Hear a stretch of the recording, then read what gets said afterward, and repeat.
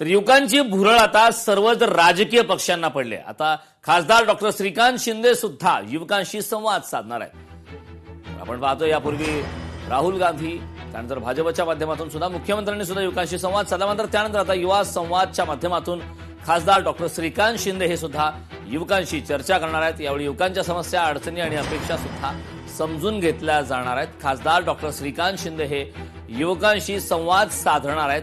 युवा संवादच्या माध्यमातून श्रीकांत शिंदेंचा हा संवाद असणार आहे। या संवादादरम्यान युवकांच्या समस्या, अडचणी आणि युवकांच्या नेमक्या काय अपेक्षा आहेत हे समजून घेऊन युवकांसोबत चर्चा केली जाणार आहे। त्यामुळे या युवा संवादाकडे संपूर्ण महाराष्ट्राचं लक्ष लागलं। मात्र एकंदरीत आपण पाहतोय की मागच्या अनेक दिवसांपासून या संदर्भातल्या घडामोडी आपण पाहतोय।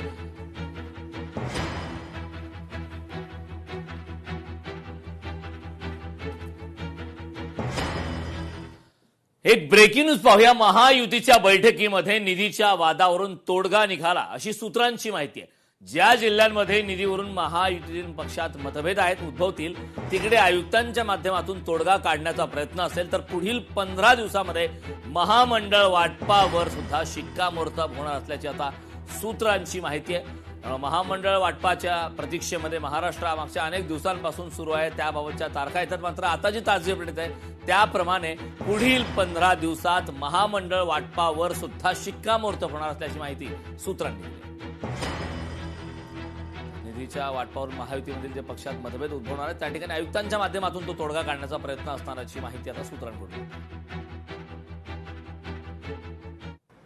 सहकार खात्याच्या ज्या ज्या निवडणुका महाराष्ट्रामध्ये आहेत या सर्व निवडणुका महायुतीमध्येच लढण्याचे निर्देश आणि एकमत आजच्या बैठकीत ज्याकरता जे काही आम्ही फॉर्म्युला ठरवलेला आहे त्या फॉर्म्युलाप्रमाणे या ठिकाणी त्याचं संपूर्ण असेसमेंट करून तातडीनं यासुद्धा महामंडळाच्या नियुक्त्या करण्याबद्दलचं एकमत पाळायचा। कोणी यानंतर आमच्या कुठलाही विसंगत विषय करणार नाहीत। मीडियामध्ये सुद्धा त्या ठिकाणी कुणी या ठिकाणी एकामेकाला क्रिटिसाइज करणार नाही, कारण शेवटी महायुतीमध्ये काम करताना महायुतीचीच भूमिका त्या ठिकाणी। राहुल गांधींचं मुख्यमंत्री देवेंद्र फडणवीसांना पत्र पाठवण्यात आलंय। आदिवासी विद्यार्थी आंदोलनाच्या मुद्द्यावरून हे पत्र पाठवण्यात आलंय। आदिवासी विद्यार्थ्यांच्या प्रतिनिधींना भेटून त्यांचे म्हणणे ऐकून घ्या, आदिवासी विद्यार्थ्यांच्या समस्या तात्काळ सोडवा, राहुल गांधी यांनी पत्राद्वारे आता ही मुख्यमंत्र्यांना विनंती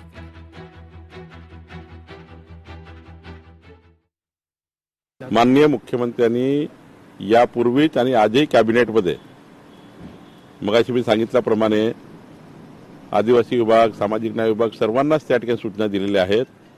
आणि खरं तर हा जो प्रश्न आहे 30 वर्षाच्या वरचे जे काही तिथे विद्यार्थी आहेत या संदर्भात निर्माण झालेला आहे, तर निश्चितपणे आपण जर बघितलं असाल तर त्या ठिकाणी आदिवासी विभाग मंत्र्यांनी सारा क्लॅरिफिकेशन केलं आहे। मला असं वाटतं की राहुल गांधींनी जे काही आता मुख्यमंत्र्याला उद्देशून हे केलं आहे त्यांना खरी वस्तुस्थिती माहिती नाही आहे। खरी वस्तुस्थिती जेव्हा त्यांना कळेल तर ते त्या ठिकाणी अशा प्रकारचे चुकीचे ट्विट करणार नाही। लोकशाही मराठी ऐका, पहा, जागरूक रहा।